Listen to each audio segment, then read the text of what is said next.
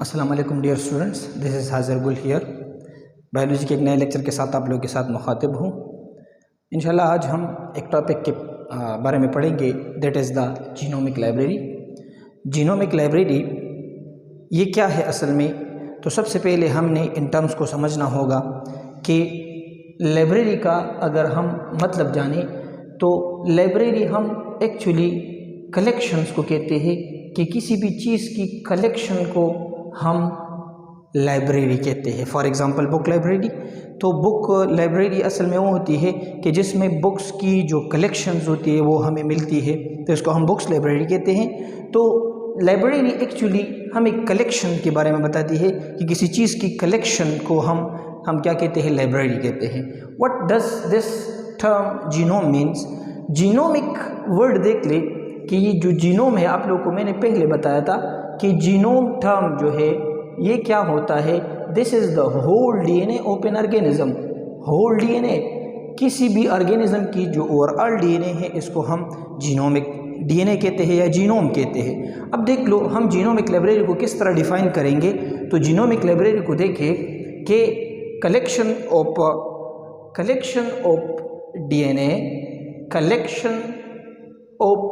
DNA, ठीक है, of a specific organism, ठीक है, किसी भी ऑर्गेनिज्म की डीएनए की कलेक्शन, ठीक है,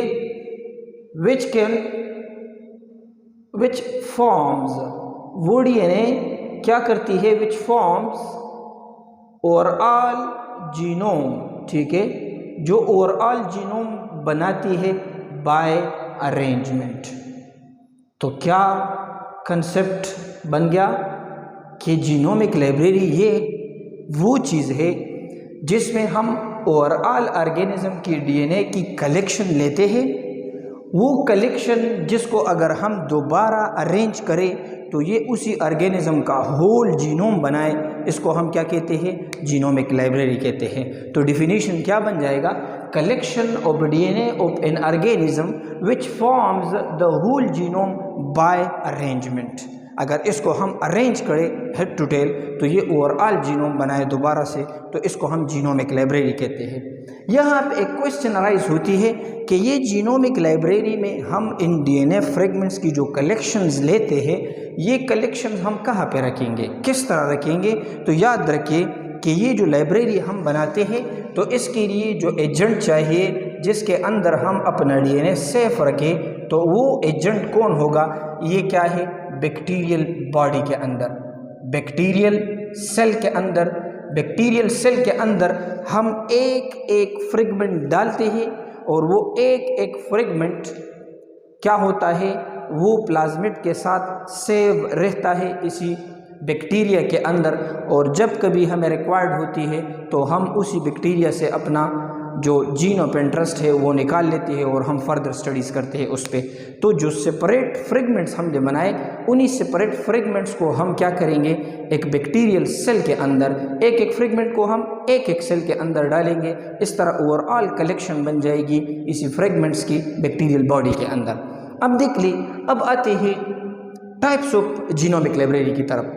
जीनोमिक लाइब्रेरी की टाइप्स अगर हम देख ले, ये टाइप्स इस तरह बनाए गए हैं कि types on the basis of the source बनाए गए हैं। कि फॉर एग्जांपल हम अगर जीनोमिक लाइब्रेरी किसी डीएनए से या क्रोमोसोमल डीएनए से बनाते हैं तो ये एक टाइप है कि हमने सोर्स डीएनए जो है वो किधर से लिया। दूसरा जो है वो हमने लिया, लेट सपोज हमने एक जो सोर्स है डीएनए के लिए वो क्रोमोसोमल डीएनए है, तो हमने क्रोमोसोमल डीएनए लिया।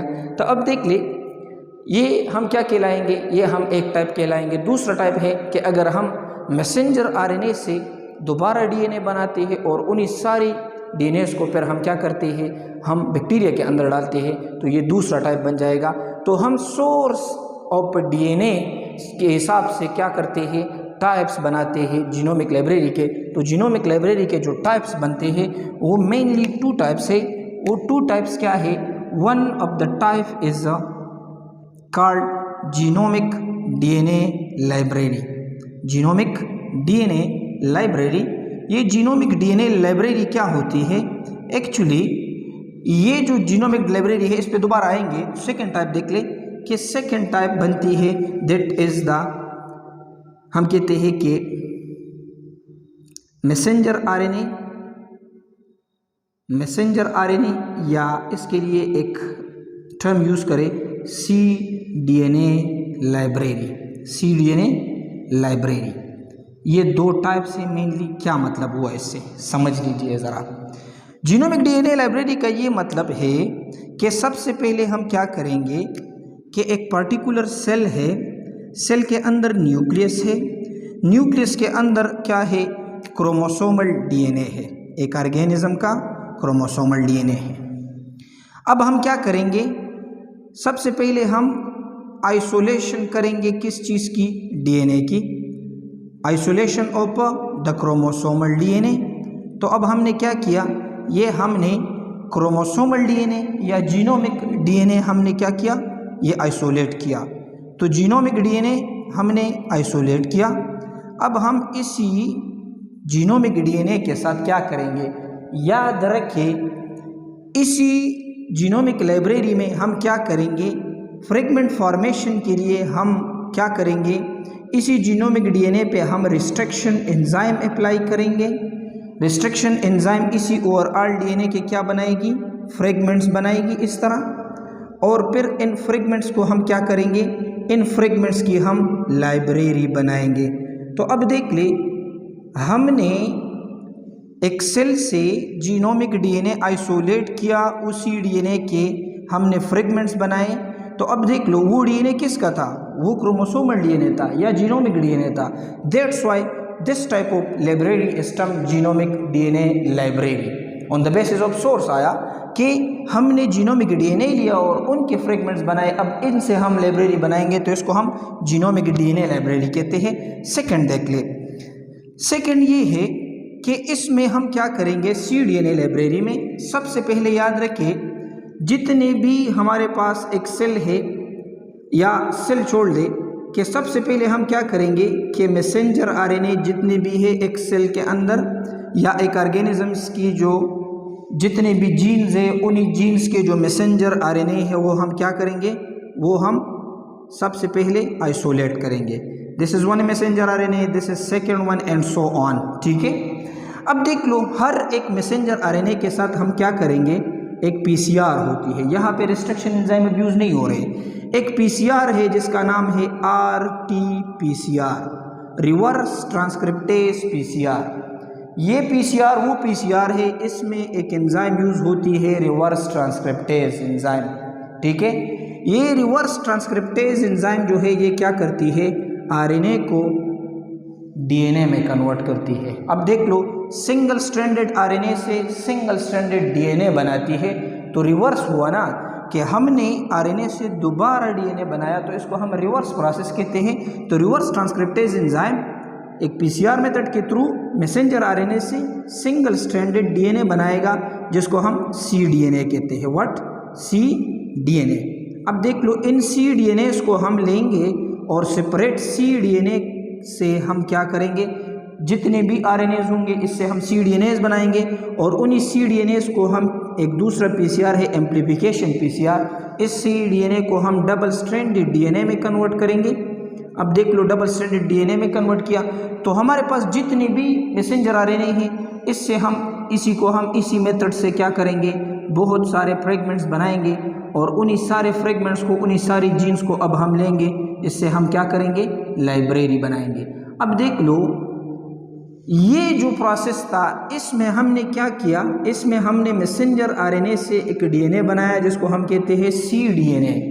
cDNA हम कैसे बनाते हैं कि हम जीन को दोबारा कन्वर्ट करेंगे, जीन या मैसेंजर RNA को हम लेंगे, उसी मैसेंजर RNA को हम बैक कन्वर्ट करेंगे into the what we calls the cDNA, और फिर इसको cDNA को हम क्या करेंगे, हम इससे डबल स्ट्रैंडेड DNA बना के हम एक बैक्टीरिया के अंदर इसको ट्रांसफॉर्म करेंगे और इसको प्रोटेक्ट या सेफ रखेंगे फॉर लाइब्रेरी फॉर्मेशन। तो this very type is called cDNA library. तो cDNA लाइब्रेरी हम मैसेंजर RNA से बनाते हैं और जीनोमिक DNA लाइब्रेरी हम क्रोमोसोमल DNA से बनाते हैं। ये मेनली दो टाइप्स हैं। हमारे बुक के अंदर जो मेंशन किया गया है that is the genomic library. ठीक है, जीनोमिक लाइब्रेरी क्या है, तो इसके लिए हम स्टेप्स पढ़ेंगे कि what are the steps required for the genomic library synthesis. तो स्टेप्स को देख ले ज़रा कि सबसे पहले हम क्या करेंगे, isolation of whole genomic DNA. इसको इस डीएनए के साथ आप लोग लिख ले कि isolation of the genomic DNA. हम सारा का सारा जीनोम जो है ओवरऑल डीएनए जो है इसको हम क्या करेंगे, आइसोलेट करेंगे। इसी के बाद फिर हम क्या करेंगे कि इसी डीएनए को हम डाइजेस्ट करेंगे with the restriction enzyme. Restriction enzyme से इसको क्या करेंगे, डाइजेस्ट करेंगे। फिर क्या करेंगे, लाइगेशन करेंगे। लाइगेज एंजाइम के थ्रू हम अपना जीन ऑफ इंटरेस्ट जो है हम क्या करेंगे, एक प्लाज्मिड के अंदर डालेंगे और प्लाज्मिड के साथ इसको हम अटैच करेंगे। तो इसी प्रोसेस को हम कहते हैं लाइगेशन, और ये लाइगेशन लाइगेज एंजाइम करेगा। रिकम्बिनेंट डीएनए टेक्नोलॉजी में हमने पढ़ा था। फिर क्या करेंगे, इसी प्लाज्मिड को लेंगे, प्लाज्मिड को हम ट्रांसफॉर्म करेंगे into the body of a bacteria, जिसको हम कहते हैं ट्रांसफॉर्मेशन। और लास्ट में जो स्टेप आती है आइडेंटिफिकेशन, कि हम किस तरह अपने जीन जो फ्रेगमेंट है या हमें रिक्वायर्ड है, हम लाइब्रेरी से अपना जीन ऑफ इंटरेस्ट जो है वो किस तरह हम फाइंड करेंगे। तो इसके लिए हम आइडेंटिफिकेशन मेथड यूज़ करते हैं कि किस तरह हम आइडेंटिफाई करेंगे अपना जीन ऑफ इंटरेस्ट। ये प्रोसेस अब हम एक डायग्राम के थ्रू समझते हैं किस तरह ये प्रोसेस होती है। तो स्टेप्स वहाँ पे हैं, आप लोग सिर्फ मैकेनिज़्म को देखें कि किस तरह हम इस मैकेनिज़्म को परफॉर्म करते हैं। तो सबसे पहले क्या करना होगा कि लेट्स सपोज एक सेल है, ये एक सेल है। सेल से हमने क्या किया कि सेल के अंदर एक न्यूक्लियस है और न्यूक्लियस के अंदर डीएनए पड़ा है, ठीक है। सबसे पहले हम क्या करेंगे, जीनोमिक डीएनए की आइसोलेशन करेंगे, आइसोलेशन ऑफ डीएनए। इसके लिए एक्सट्रैक्शन मेथड यूज होती है, डीएनए एक्सट्रैक्शन मेथड। तो हम सारा का सारा जो डीएनए है एक ऑर्गेनिज्म का, एक पार्टिकुलर ऑर्गेनिज्म का, वो हम क्या करेंगे, वो हम आइसोलेट करेंगे। This is now termed genomic DNA. अब जीनोमिक डीएनए हमने क्या किया, आइसोलेट किया। This worry step is called the isolation of genomic DNA. और इसी आइसोलेशन के लिए हम क्या करते हैं, डीएनए एक्सट्रैक्शन मेथड। और DNA extraction method primarily enzymatic method होती है, ये एंजाइम यूज करती है और इस एंजाइम के थ्रू हम ये सारा का सारा सेल से हम अपना डीएनए आइसोलेट करते हैं। अब देख लो, इसके बाद हम क्या करेंगे, इसके बाद हम इस तरह करेंगे कि ये जो डीएनए हमने आइसोलेट किया है इसको हम क्या करेंगे, इसको हम रिस्ट्रिक्शन एंजाइम से कट करेंगे, रिस्ट्रिक्शन एंजाइम से कट करेंगे। तो रिस्ट्रिक्शन एंजाइम पर्टिकुलर एंजाइम से या रिस्ट्रिक्शन एंडोन्यूक्लियेज के जो डीएनए के अंदर कट्स लगाती है और डीएनए के फ्रेगमेंट्स प्रोड्यूस करती है। अब देख लो, यहाँ पे बहुत सारे फ्रेगमेंट्स बन जाएगी डीएनए की, मैं सिंगली लिख रहा हूँ, दिस मीन्स डबल स्ट्रैंडेड। अब ये बहुत सारे फ्रेगमेंट्स रिस्ट्रिक्शन एंजाइम क्या करेगा, प्रोड्यूस कर देगा, ठीक है। ये बहुत सारे फ्रेगमेंट्स प्रोड्यूस किए। अब इन एक एक फ्रेगमेंट्स के साथ मैंने क्या करना है कि मैंने इसको प्लाज्मिड में डालना है। प्लाज्मिड में डालने के लिए हम क्यों डालते हैं, ताकि ये डीएनए हम बैक्टीरिया की बॉडी के अंदर लेके जा सके, तो इसके लिए प्लाज्मिड ज़रूरी है। तो देख ले कि यहाँ पे सबसे पहले हम क्या करेंगे, अब इसी डीएनए को हम ट्रांसफ़र करेंगे। ये स्टेप क्या हुआ, ये जो स्टेप था जिसमें हमने रिस्ट्रिक्शन एंजाइम यूज़ किए, this worry step is termed digestion step. What, digestion step. हमने डीएनए को डाइजेस्ट किया विद रिस्ट्रिक्शन एंजाइम। फिर क्या करेंगे हम कि हम इस जीन ऑफ इंटरेस्ट को हम क्या करेंगे, लाइगेट करेंगे। तो अब इस स्टेप में आती है लाइगेशन। लेकिन लाइगेशन से पहले आप लोग एक चीज़ समझ लें कि साथ साथ में जब हमने डीएनए आइसोलेट किया तो हम बैक्टीरिया से प्लाज्मिड को भी क्या करेंगे, आइसोलेट करेंगे। कैरियर वेक्टर को क्या करेंगे, हम आइसोलेट करेंगे। ये हमारे पास है क्या, एक प्लाज्मिड है या हम कहते हैं कैरियर वेक्टर है। इस प्लाज्मिड को हम क्या करेंगे, इस प्लाज्मिड पे भी हम क्या करेंगे, रिस्ट्रिक्शन एंजाइम अप्लाई करेंगे। जब रिस्ट्रिक्शन एंजाइम इस पे हम अप्लाई करेंगे तो क्या होगा कि एज अ रिजल्ट ये जो प्लाज्मिड है इसके अंदर कट लग जाएगा। और अब क्या है, अब इसके अंदर कट लग गया ये। अब ये प्लाज्मिड हमने रिस्ट्रिक्ट किया है। अब यहाँ पर इस रीजन में, ये जो रीजन है, ये क्रॉस जिधर मैंने लगाया, इधर अपना जीन ऑफ इंटरेस्ट हम क्या करेंगे, डालेंगे, या हम डीएनए का एक फ्रेगमेंट यहाँ पे क्या करेंगे, इनकॉर्पोरेट करेंगे। तो इसी स्टेप के लिए हम क्या करेंगे, लाइगेशन। तो लाइगेशन के लिए क्या है कि रिस्ट्रिक्टेड प्लाज्मिड हम लेंगे और प्लाज्मिड के साथ हम क्या करेंगे, अब हम अपना एक फ्रेगमेंट लेंगे। लेट सपोज ये फ्रेगमेंट है, तो ये फ्रेगमेंट हमने लिया, ठीक है, और इन फ्रेगमेंट को हमने ट्रीट किया किसके साथ, लाइगेज एंजाइम के साथ। What, ligase enzyme. तो लाइगेज एंजाइम की मौजूदगी में क्या होगा कि हमारा जो जीन है या हमारा जो फ्रेगमेंट है ये इसी प्लाज्मिड के अंदर क्या हो जाएगा, ये इसी प्लाज्मिड के अंदर इनकॉर्पोरेट हो जाएगा। अब देख ले, ये हमने इनकॉर्पोरेट किया यहाँ पे। अब इससे हमारा क्या बन गया, आरडीएनए बन गया, रिकम्बिनेंट डीएनए या काइमेरिक मॉलिक्यूल बन गया। अब इसी काइमेरिक प्लाज्मिड को या काइमेरिक डीएनए को अब हम क्या करेंगे, इसकी हम दूसरा स्टेप करेंगे, that is called the transformation. Transformation, transformation के लिए याद रखिए कि लेट सपोज यहाँ पे हमारे पास है एक, ये हमारा जीन ऑफ इंटरेस्ट है और ये बाकी डीएनए क्या है, प्लाज्मिड डीएनए है, ठीक है, दिस इज प्लाज्मिड। प्लाज्मिड लेंगे, इसके साथ हम दूसरा लेंगे बैक्टीरियल बॉडी, क्योंकि आप लोग को मैंने कहा है कि हम अपना जो फ्रेगमेंट है हम इसको हम एक बैक्टीरिया के अंदर सेफ रखेंगे। लाइब्रेरी बनाने के लिए बैक्टीरिया ज़रूरी है। अब हम क्या करेंगे, ये हमने प्लाज्मिड लिया, प्लाज्मिड को हमने अब किधर डालना है, बैक्टीरिया के अंदर। तो इसी प्लाज्मिड को हम ट्रीट करेंगे विद कैल्शियम क्लोराइड साल्ट के साथ। कैल्शियम क्लोराइड साल्ट क्या करेगा, इसी बैक्टीरिया के अंदर पोर्स क्रिएट करेगा। तो पोर्स जब क्रिएट हो जाते हैं तो क्या होगा, ये हमारा जो प्लाज्मिड है ये अब क्या होगा, बैक्टीरिया के अंदर आ जाएगा। इस तरह हमारा जो प्लाज्मिड है जिसके अंदर हमारा जीन है, जिसकी हम लाइब्रेरी बनाना चाहते हैं, तो ये अंदर आ गया। अब देख लो, ये आफ्टर सम टाइम अब हम क्या करेंगे, अब हम ये बैक्टीरिया लेंगे जो बैक्टीरिया है, और इसी बैक्टीरिया को हम एक प्लेट पे रखेंगे। क्या चीज़, हम इसको एक प्लेट पे रखेंगे। अब देख लो, ये कल्चर मीडिया है, ये कल्चर मीडिया क्या होती है, वो मीडिया जिस पे बैक्टीरिया ग्रो करे। तो अब हम ये क्या करेंगे, जिस बैक्टीरिया के अंदर हमने जीन ऑफ इंटरेस्ट डाला है तो हम इसके ऊपर इसको रख देंगे ताकि ये यहाँ पे ग्रोथ करे और यहाँ पे ये ख़राब ना हो जाए, इसकी डेथ काज ना हो जाए। वन बाय वन हर एक फ्रेगमेंट के साथ ये सारे स्टेप्स हम करेंगे। इधर से हम फ्रेगमेंट लेंगे, लाइगेट करेंगे प्लाज्मिड के अंदर और बैक्टीरिया के अंदर डालेंगे। सो एज ए रिजल्ट हम जितने भी बैक्टीरिया के अंदर प्लाज्मिड डालेंगे हम इसी प्लेट पे इसको रख देंगे। और अब देख ले, हमने क्या किया, हमने सारे फ्रेगमेंट्स को बैक्टीरिया के अंदर डाला और इन्हीं बैक्टीरिया को अब हम प्लेट पे रखेंगे। इसी बैक्टीरियाज के अंदर हमारे डीएनए फ्रेगमेंट से, और ये ओवरऑल प्लेट जो है इसको ओवरऑल हम क्या कहते हैं, this is our genomic library.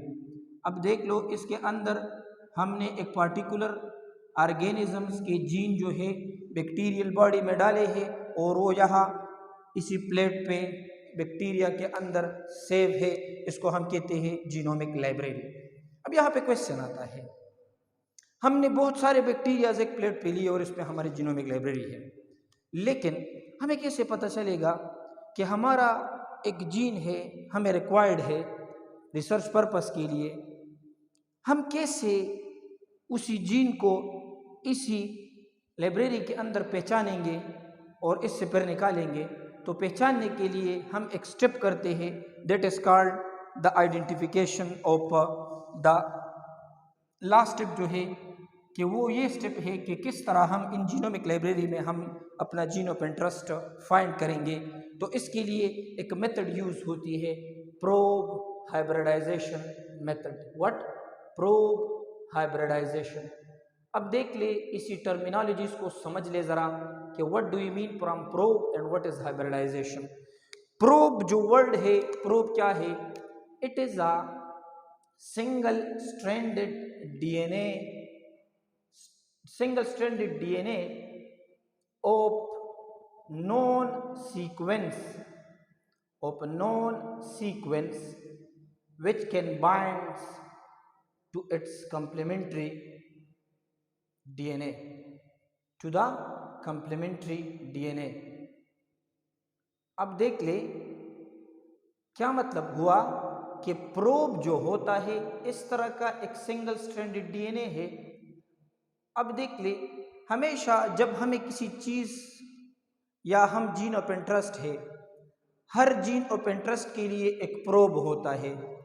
ये प्रोब क्या होता है, उसी जीन ऑफ इंटरेस्ट पे मौजूद न्यूक्लियोटाइड सीक्वेंस के अकॉर्डिंग ये बना होता है और ये उसी स्ट्रैंड का कंप्लीमेंट्री स्ट्रैंड होता है। इसी प्रोब के सीक्वेंस नोन होते हैं। ये प्रोब क्या करता है, हमेशा वो जो डबल स्ट्रैंडेड डीएनए है उसी डबल स्ट्रैंडेड डीएनए के साथ बाइंड होती है। तो प्रोब असल में क्या हुआ, it is a single stranded complementary DNA of known sequence. Hybridization क्या है कि हाइब्रिडाइजेशन एक्चुअली एक मैकेनिज्म है या प्रोसेस है, the process in which probe binds to its complementary DNA,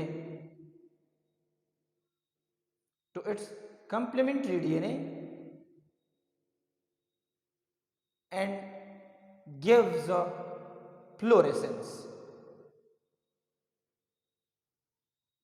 कि ये वो प्रोसेस है कि एक प्रोब हमेशा जब अपनी कंप्लीमेंट्री डीएनए के साथ बाइंड हो जाती है तो इस प्रोब में ये कैपेबिलिटी होती है कि ये एक फ्लोरेसेंस देती है। ये एक हम कहते हैं एक लाइट एमिट करती है कि जब इससे हम कोई एक्सरेस पास करती है तो हाइब्रिडाइज्ड प्रोब या अटैच प्रोब जो होगा ये फ्लोरेसेंस देगा और ये हमें बताएगा कि वहाँ पे हमारा जीन ऑफ इंटरेस्ट है। So this is actually called the probe hybridization method. तो प्रोब हाइब्रिडाइजेशन से अब हम क्या करेंगे, इसी लाइब्रेरी पे प्रेजेंट हम अपना नॉन सीक्वेंस क्या करेंगे, वो आइडेंटिफाई करेंगे। तो अब देख ले कि हम क्या करेंगे कि यहाँ पे हम सारे जितने भी बैक्टीरियाज है हम ये प्लेट लेंगे। इस यहाँ पे हमने प्लेट लिया, इसी प्लेट पे हमारी जीनोमिक लाइब्रेरी है। अब देख लो कि ये एक प्लेट है, इस पे कल्चर मीडिया है। इस प्लेट पे प्रेजेंट हमारे पास क्या है, बैक्टीरियाज है। अब इसमें हमने एक जीन फाइंड करनी है कि वो कहाँ पे कौन से बैक्टीरिया में है। तो अब देख लो हम क्या करेंगे कि इसी प्लेट पे हम अपना जो प्रोब है, जो कंप्लीमेंट्री डीएनए है, अब देख लो हमें जो जीन चाहिए उसी जीन के लिए क्या है, हमारे पास एक प्रोब है।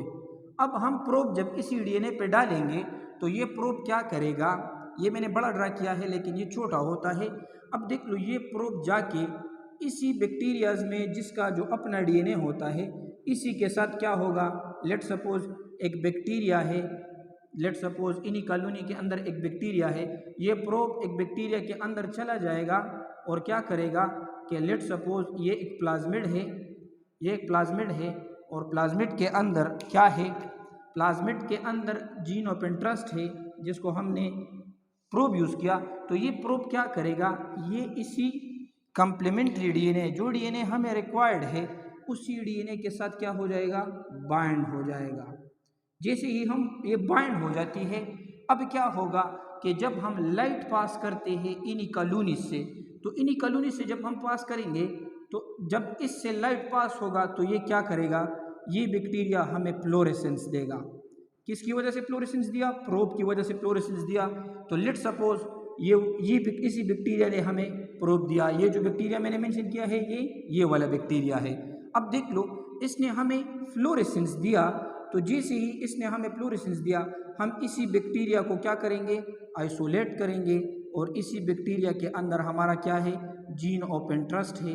इसी जीन ऑफ इंटरेस्ट को हम क्या करेंगे, लेंगे और हम फर्दर इसको यूज़ करेंगे जिस तरह हमें रिक्वायर्ड है। This is about the identification of the DNA of interest या the gene of interest in the genomic library. So this was about the overall topic of genomic library कि genomic library क्या है और इसके लिए क्या क्या steps required है। This was about the genomic library. Thank you so much for listening and giving attention. जितने भी क्वेश्चंस होंगे आई विल वेलकम, आप लोग कमेंट बॉक्स में भी कर सकते हो। Thank you so much for listening the video, for watching the video and listening my words. Thanks a lot.